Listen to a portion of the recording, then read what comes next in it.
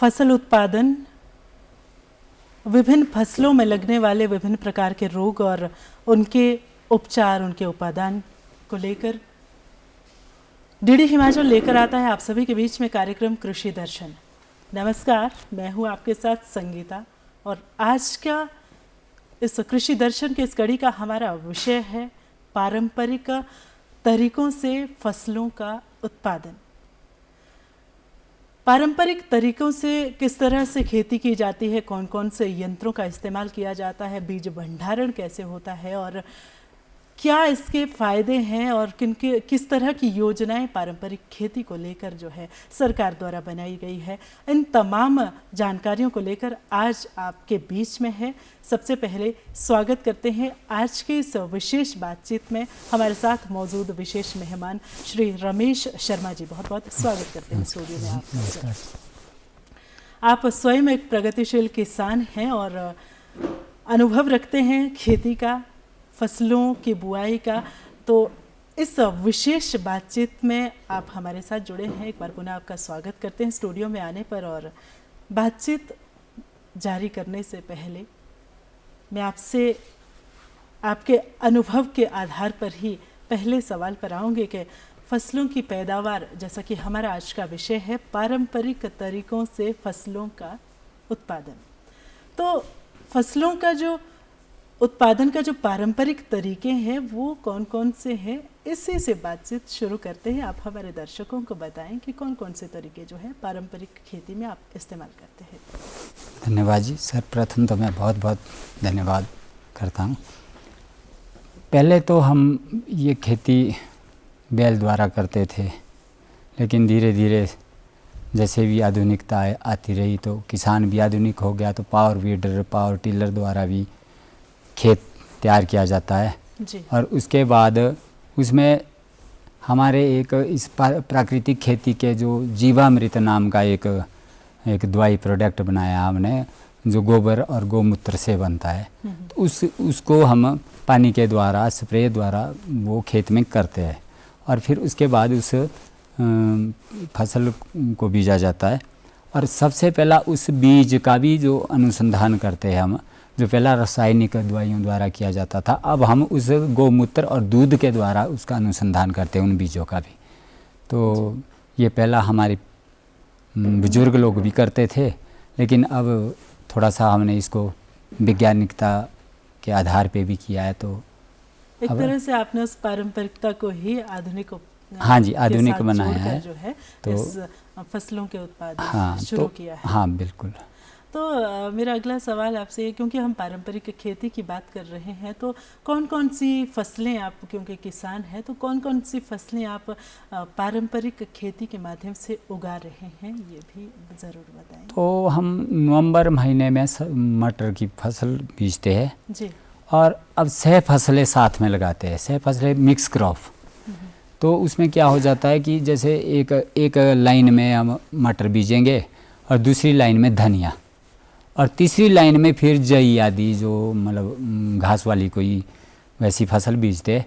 उससे क्या हो जाता है, एक तो जितने कीटाणु बाहर से आते हैं, वायरस आते हैं, तो वो कुछ एक जब 6 फसलें बीजते हैं तो कई एक वायरस को रोकने का, जैसे जई है, मक्खी है, वो वायरस को एंट्रेस नहीं होने देते फसल खेत के अंदर।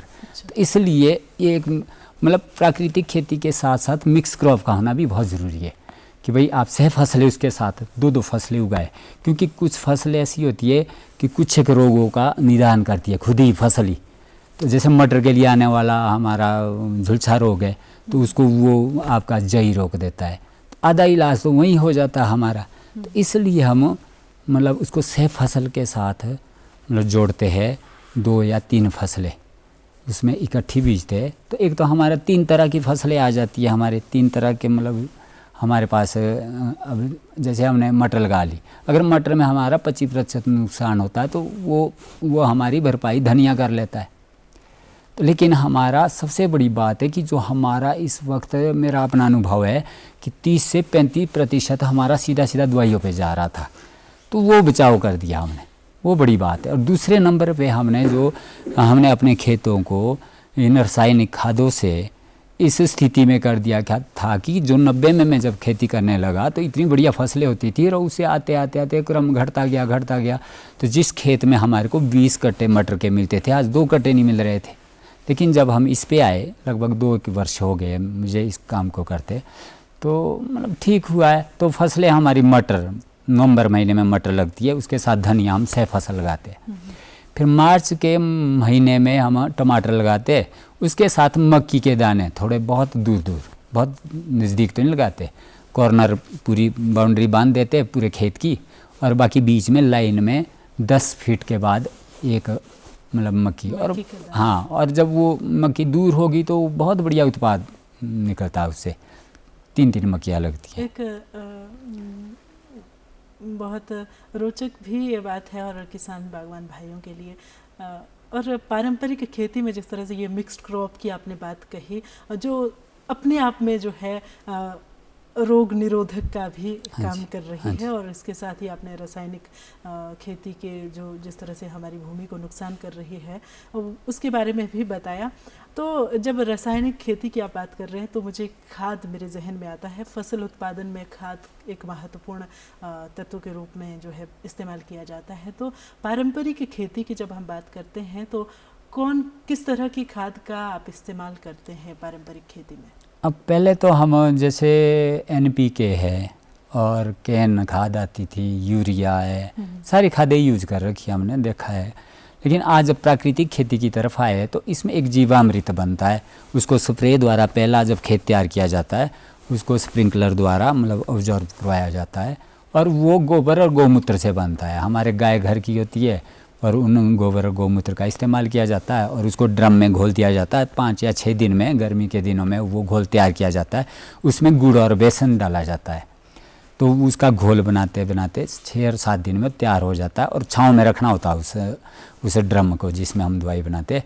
और फिर उसको उस स्प्रेयर पंप द्वारा खेत में स्प्रे करते हैं, और ऊपर से एक ध्यान रखना पड़ता है इस दवाई को डालते समय कि दूसरी स्प्रे तो हम दिन में करते थे, लेकिन इसको सूर्य अस्त के बाद ही करना होता है, ताकि वो जो हम कर रहे हैं वो ऑब्जर्व करवाना है हमने, कि भाई ऐसा ना हो कि भाई जो आपने स्प्रे करी थी वो धूप द्वारा नीचे पहुंची नहीं है, ऊपर से हो सके सिंचाई द्वारा वो जड़ तक पहुंचानी है।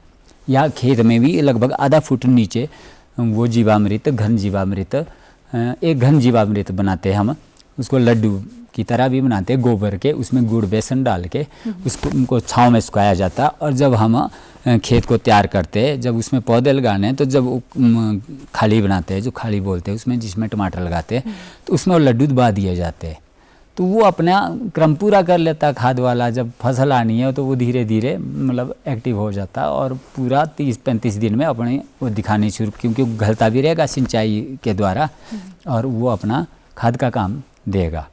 एक तरह से जब किसान जो है इस पारंपरिक खाद का इस्तेमाल करता है तो सिंचाई भी बेहद ज़रूरी जो है इसके साथ होती है। हाँ। ऐसा तो नहीं है कि अगर हम सिंचाई करें तो वो खाद जो है अपनी उर्वरा शक्ति खत्म कर दे, तो कुछ इस तरह का तो नहीं उसमें नहीं है। लेकिन या बारिश आ जाए, इस विधि के लिए एक चीज़ और इसमें मैं बताना चाहूँगा कि इसमें एक मल्चिंग सिस्टम आता है कि जब हम फसल को लगा लेते हैं बिल्कुल पूरी, मतलब चाहे वो टमाटर है, बीन्स है, शिमला बीन्स, तो ऐसा कि जब दाना उगेगा उसके बाद मल्चिंग करते हैं हम।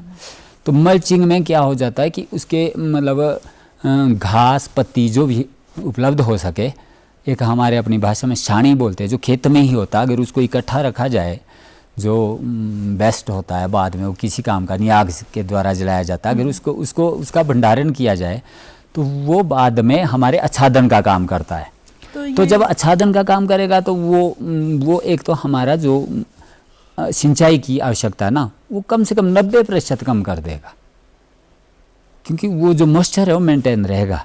तो उससे जो वो हमने वो डाला था ना जीवामृत और घन जीवामृत, वो भी वहीं रहेगा, वो बह के नहीं जाएगा, क्योंकि पानी ज़्यादा दिया ही नहीं, क्योंकि मल्चिंग के बाद पानी की आवश्यकता नहीं होती। जो आपने आच्छादन या मल्चिंग की बात की, तो इसकी क्या विधि रहती है, इस पर भी हमारे किसान भाइयों के लिए आप जानकारी ज़रूर दें। इसकी जहाँ तो पेड़ पौधे हैं, पत्तियों का हो जाए, हरी पत्तियों का, तो सबसे उत्तम है। लेकिन जहाँ वो नहीं है तो अगर घास भी हो जाए, सूखी घास, वो भी आच्छादन उससे भी हो सकता है। जहाँ वो भी नहीं है तो जहाँ वो जो खेतों से जैसे मक्की के डंडे हैं उनको भी सुखा के काट के उसका भी आच्छादन बन सकता है। तो ये 3 तरह का आच्छादन है और उस आच्छादन के करने से जो है हमारी फसल बिल्कुल। और दूसरी बड़ी बात, इसका एक बड़ा फ़ायदा जो मैंने देखा, हमारा जो अनुभव रहा है, तो हम 3-4 बार गुड़ाई करते हैं खेत में, क्योंकि खेत सिंचाई करते करते चलते चलते वो टाइट हो जाते हैं, उसकी जो मिट्टी है वो बिल्कुल सख्त हो जाती है, उसके बाद सिंचाई भी नहीं हो पाती, पानी ऊपर से ही चला जाता है। तो उस आच्छादन से वो नरम रहता है। और नरम रहने का कारण क्या है, क्योंकि वो कैंचुओं को तैयार करता है नीचे, आच्छादन के नीचे कैंचुआ तैयार हो जाता है। तो जब ज़मीन में कैंचुआ आएगा तो कैंचुआ ऊपर आएगा, नीचे जाएगा, ऊपर आएगा, वो छेदन कर देता है ज़मीन में। और यहाँ तक कि जब बड़ी बारिश भी होती है तो बाढ़ आने का जो कारण है वो वही है कि भाई हमने ज़मीन को टाइट कर दिया। जब हम ज़मीन को वो रखेंगे, सॉफ्ट रखेंगे, तो वो कितनी बारिश आए वो ऑब्जर्व ही होगी। वो बारिश हमने खुद से देखा है खेतों में कि जब से हम ये खेती कर रहे हैं हमारे खेत कभी नहीं भरे। हमारे खेतों में जितनी बारिश आ जाए वो सारी ऑब्जर्व होती है। और जब सूखा पड़ता है तो वो वाष्प के रूप में फसलों को मतलब नमी देते हैं। तो ये आच्छादन तो का देखिए दर्शकों, आच्छादन जो पारंपरिक खेती में आच्छादन की जो विधि है वो इस्तेमाल होती है, एक तरह से तो भूमि को उर्वरा भी रखती है, निराई गुड़ाई का भी काम कर रहा है और इसमें किसी तरह का मूल्य भी आपको चुकाना नहीं पड़ रहा है। तो ऐसी ही तमाम जानकारियाँ और कुछ जानकारी आपसे लेते हैं। बीज भंडारण एक महत्वपूर्ण भूमिका रखता है फसल उत्पादन में, तो पारंपरिक विधि से बीज भंडारण कैसे करते हैं आप, इस पर भी हमारे किसान भाई बहनों के लिए आप जानकारी दें। बीज भंडारण जैसे मक्की गेहूँ है जी, तो वो तो हमारा जो घर की फसलें होती है वही बीज रखते हैं हम, और उसको गौमूत्र दूध से उसका अनुसंधान करते हैं हम। मतलब उसको पूरी तरह से, जैसे वो रासायनिक दवाइयों से करते थे, हम करते दूध गौमूत्र से। और फिर जैसे गेहूँ है वो लकड़ी के बनाए होते हैं गांव में, क्योंकि उसमें मतलब थोड़ा सेफ रहता है, मॉइस्चर आने की संभावना नहीं रहती, वो बीज कहीं ख़राब नहीं हो सकता, तो वो लकड़ी के बनाए होते उसमें भंडारण करते। जैसे अरबी है, अदरक है, जो ऐसी फसलें, उनके लिए हमारे जो पशुशालाएँ होती है उसी में एक गड्ढा किया जाता है और उसको गोबर से लिपाई करके उसमें भंडारण किया जाता, ऊपर से एक पत्थर का ढक्कन बनाया जाता और फिर और गोबर की लिपाई की जाती है। और फिर जब लगाने की बारी आती है तो एक बार और दूध गौमूत्र से उसको और हम उपचारित करते हैं। तो जैसे आपने विधि बताई कि किस तरह से जो है बीज भी पारंपरिक रूप से जो है आप उसको भंडारण उसका करते हैं और उसी को इस्तेमाल जो है अगली फसल के लिए भी करते हैं। इसके साथ ही पारंपरिक खेती के बारे में यदि मैं आपसे जानकारी हासिल करूं अपने दर्शकों के लिए, तो ये बताएं कि कितने लोग, अगर हिमाचल के परिदृश्य में बात करें तो कितने लोग आज के समय में भी इस पारंपरिक खेती का प्रयोग कर रहे हैं फसलों के उत्पादन को लेकर? तो मैं जहाँ तक देखता हूँ, मैं गांव से, पंचायत से, खंड से अगर एवरेज निकालता हूँ तो लास्ट 5% की है। 5% लोग, 100 में 5% लोग ही इस विधि को कर रहे हैं। क्योंकि जब हमने भी शुरू की थी ये 1-2 साल से, तो हमें भी डर लगा था कि भाई इस विधि से कहीं ऐसा ना हो जाए। हमारे पास तो व्यवसाय ही यही था, अगर कहीं हम मतलब इस विधि में कामयाब ना हो सके तो हम क्या साल भर के लिए क्या मतलब वो करेंगे। तो जब हमने देखा इतना नुकसान तो नहीं हुआ, लेकिन 70% फसल हमारी आई है, लेकिन 30% तक जो नुकसान हुआ तो उतना हमने मतलब जो हमारा दवाई खाद को जाता था वहीं हमारी भरपाई हो गई। तो अब भी उनको विश्वास नहीं हो रहा हमारे कहने पर। हम तो घर घर जाकर भी उनको समझाते हैं कि भाई हमने देखो हम खेती कर रहे हैं, हमें तो कोई नुकसान नहीं हुआ, हमने भी आपके बराबर की फसल निकाली है और मेहनत हमने थोड़ी सी कम की है। कुछ एक मेहनत बड़ी है, जैसे आपने आच्छादन करना है तो आपको घास वगैरह इकट्ठा करना पड़ेगा, उसमें आपका शारीरिक श्रम बढ़ेगा, लेकिन उससे हमारी गुड़ाई घट जाएगी तो वो पूरा हो जाएगा बाद में।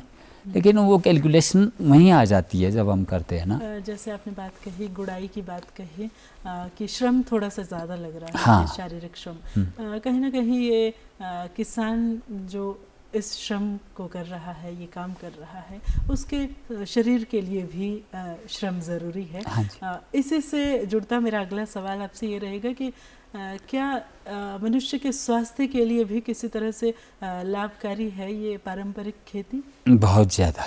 जैसे किसानों के लिए तो इसका ये फ़ायदा हुआ कि मतलब हमारा दवाइयों का पैसा बच गया, लेकिन आम जनता के लिए कि जो वो उत्पाद हमने पैदा किया किसान भाइयों ने, वो जो पारंपरिक खेती से, प्राकृतिक खेती भी बोलेंगे इसको, मिश्रित खेती भी बोलेंगे, तो जो उत्पाद जब लोगों तक जाएगा मार्केट के माध्यम से, तो जब लोग उसे खाएंगे, पहली बात तो ये कि जब हम सब्जियां बाज़ार की लाते हैं, रासायनिक सब्जियां जो रासायनिक खादों द्वारा तैयार की जाती है, 2 से 3 दिन नहीं रह सकती।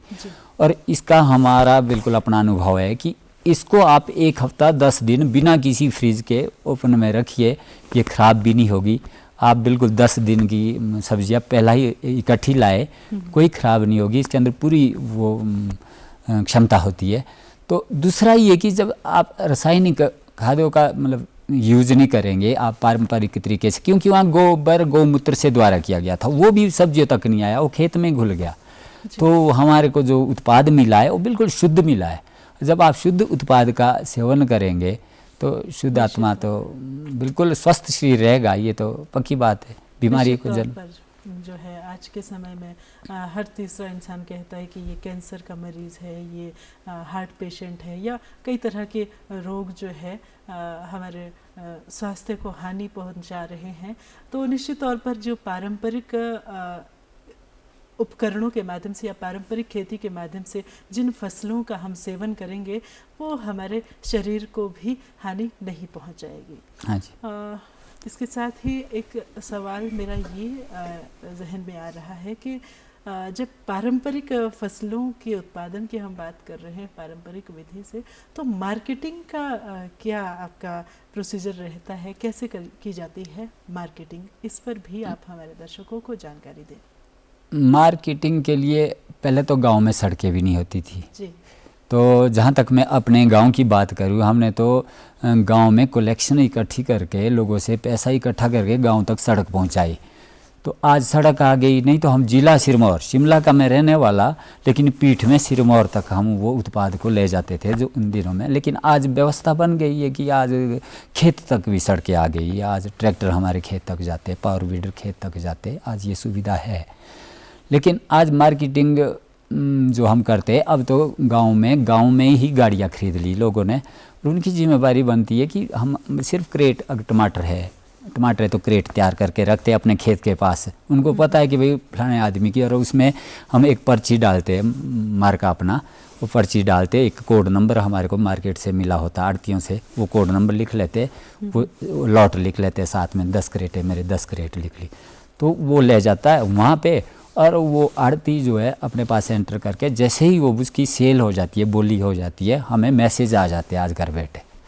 और वो आज तो बहुत फ़ायदे हुए हैं कि भाई मार्केट भी इस तरह की, हम तो दिल्ली जाते थे सब्जियों को लेकर के, लेकिन आज सोलन ढली आते हैं हम 2 जगह। और जैसे कि केंद्र सरकार या राज्य सरकार जो है किसानों के लिए समय समय पर विभिन्न प्रकार की योजनाएं भी ईजाद कर रही है, तो आप इन योजनाओं से वाकिफ़ हैं? अगर हैं तो किस तरह की योजनाओं का लाभ आप अपने फसल उत्पादन के लिए कर रहे हैं? हाँ जी, केंद्र सरकार, हिमाचल सरकार की बहुत सारी योजनाएं है किसानों के लिए।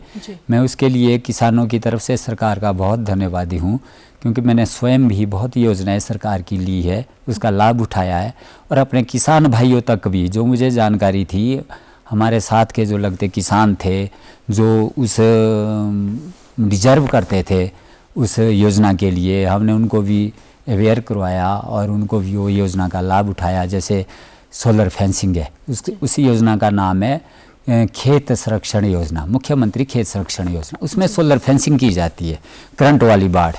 तो अगर आपके जैसे जंगली जानवर है, काकड़, घोल, आपके बारहसिंगा वगैरह जो ऐसी जातियाँ जंगलों में रहती है, तो दिन में तो चलो किसान जुगाड़ी कर भी लेता था जैसे कैसे, रात को तो सारे दिन थका हुआ सोना होता था, और रात को खरगोश आदि की फसलें खा लेते थे। लेकिन आज, और यहाँ तक कि जो ये लावारिस पशु लोगों ने छोड़े हैं, ये भी दिन में जंगलों में रहते थे, रात को खेतों में आ जाते थे और एक रात में ही किसान के खेत की तबाही कर लेते थे। तो जैसे बाढ़ संरक्षण योजना है, ये बहुत बढ़िया साबित हुई है। मैंने स्वयं से भी लगाई है, इस योजना का लाभ उठाया है। पावर वीडर जो खेत तैयार करने के लिए जो हमें यंत्र दिया जाता है, उसका नाम पावर वीडर है, उस पर 50% का अनुदान है। तो अगर उसकी कुल लागत का आप 90,000 का लेते तो 45,000 रुपया सरकार की तरफ से विभाग जो देता है, इसको कृषि विभाग भी देता है और बागवानी विभाग भी देता है। तो 50% हमारा लगता है, तो ये भी है। और उसके साथ साथ यहाँ तक कि किसान प्रोत्साहन, जो अच्छा किसान है उसे प्रोत्साहित भी किया जाता है।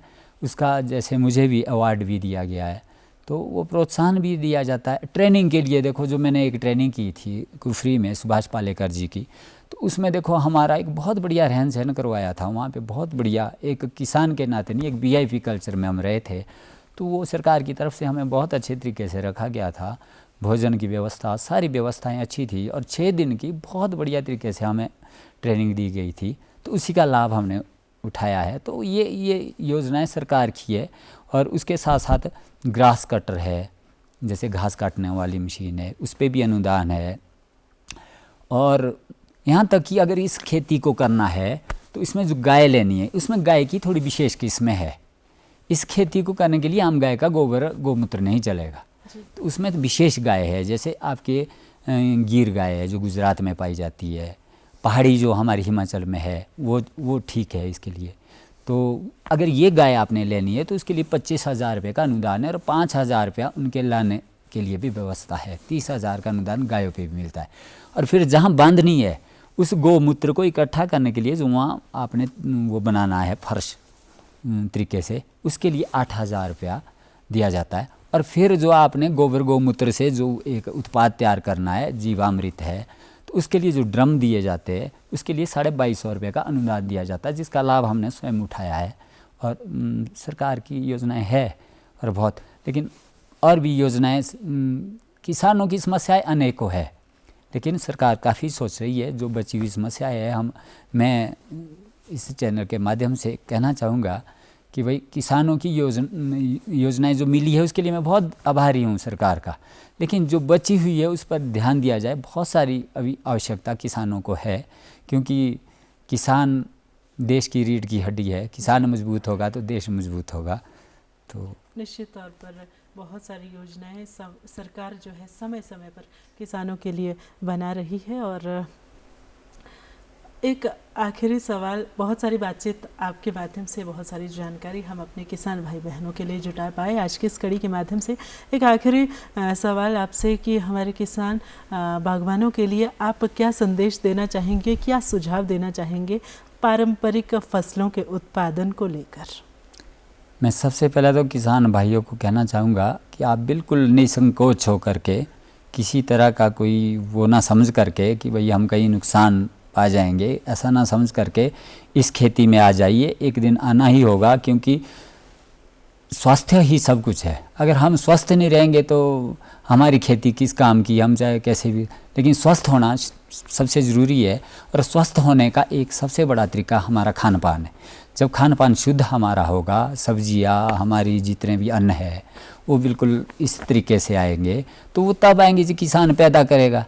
तो किसान भाइयों को भी मैं आग्रह करना चाहूँगा कि आप इस खेती को बिल्कुल निसंकोच हो करके, क्योंकि हम कर रहे हैं, हमें कोई किसी तरह का नुकसान इस पे नहीं हो रहा। तो मैं कहना चाहूँगा कि लोग आ रहे हैं, हमने 5-6 जोड़ दिए है और भी, लेकिन सरकार थोड़ी इस योजना के लिए कैंप रखे, हालांकि रखती है, मैं ये नहीं, हमारे गांव में भी ये कैंप लगा था, पर बार बार प्रोत्साहन करना पड़ेगा, थोड़ा सा लोगों को हटाना पड़ेगा, क्योंकि आदत बनी हुई है लोगों की। और देखो अब उत्पाद के लिए मैंने बताया ड्रम दे दिए, सरकार क्या नहीं कर रही। तो लेकिन वो तो खुद के भी खरीदने पड़े, तो किसान खरीद सकता है। जब लाखों रुपए की दवाई वो खरीद सकता था, तो क्या वो 100 का ड्रम नहीं खरीद सकता एक? लेकिन किसान पहला तो विश्वास कर ले इस विधि पे जी। लेकिन विश्वास के लिए हमारे पास कई एक प्रमाण है। जंगलों की तरफ आप नज़र दीजिए, वहाँ कौन जाता है खाद दवाई डालने, कितने निरोग पत्ते होते हैं वहाँ। जी। तो कहीं ना कहीं हम एक क्रम को तोड़ रहे हैं। हम उस जहरीली मतलब दवाइयों का इस्तेमाल करके क्या करते, हमने देखा, मेरा एक अपना अनुभव है, रेड माइट। तो रेड माइट अभी अभी आया जब से हम रासायनिक खादें यूज करते थे। जी, बहुत सुंदर जानकारी आपके माध्यम से आज हमारे किसान बागवानों के लिए मिली। आपके माध्यम से हमने जाना कि पारंपरिक खेती किस तरह से की जाती है, कौन कौन से उपकरणों का इस्तेमाल किया जाता है, किस तरह से बीज भंडारण किया जाता है और स्वास्थ्य लाभ में किस तरह से हमारी पारंपरिक खेती महत्वपूर्ण भूमिका अदा कर रही है। उम्मीद करते हैं हमारे किसान बागवानों के लिए आज का ये अंक ज्ञानवर्धक रहा होगा, उपयोगी रहा होगा। और इसी के साथ आप सभी से अलविदा लेने का समय हो चला है। मुझे दीजिए इजाज़त। नमस्कार।